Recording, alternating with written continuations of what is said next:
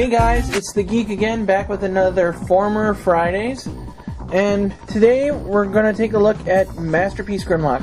Now, this figure is pretty buff, beefy, it's pretty awesome. Like, there's some kind of mechanic where the tail or something like that activates the head, but I'm not sure how that works. I guess, oh, there we go.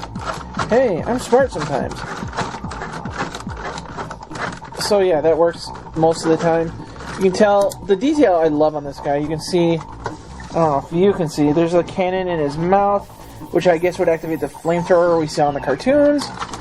And I love the gold detailing, like the transparent plastic covering up the gold and stuff, just like the original figure. And then the same on his underbelly.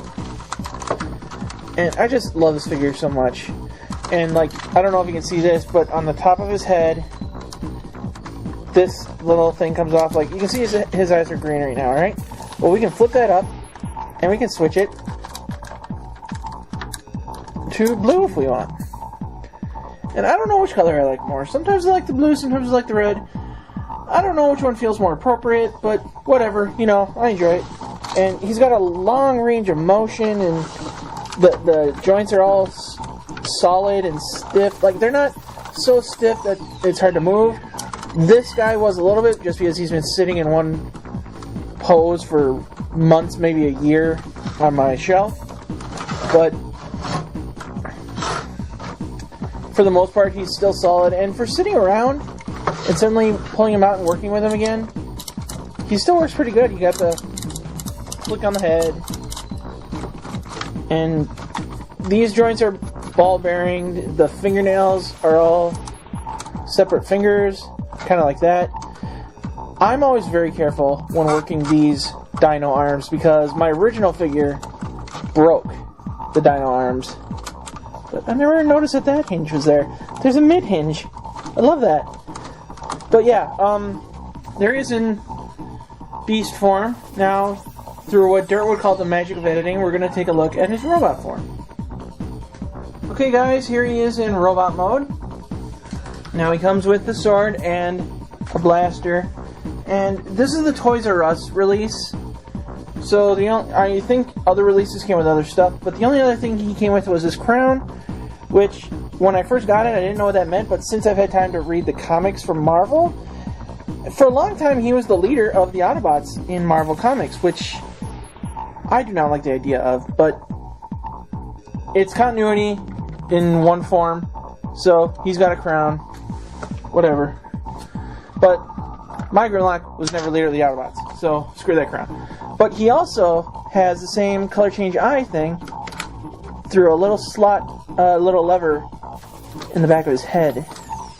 But I always liked him in blue more, so I don't know. And I don't know if you can see this, so I'm going to turn the lights off for this part. So yeah, it's kind of hard to see him, but I think it'll be easier if I can get it to work. Yep, there you go. It's really hard to tell, but his sword lights up. There's a button in the back of his arm, right about here, where his sword will light up. And while we got the lights off, I'm going to switch his weapons out so that we can show you this with the gun, too.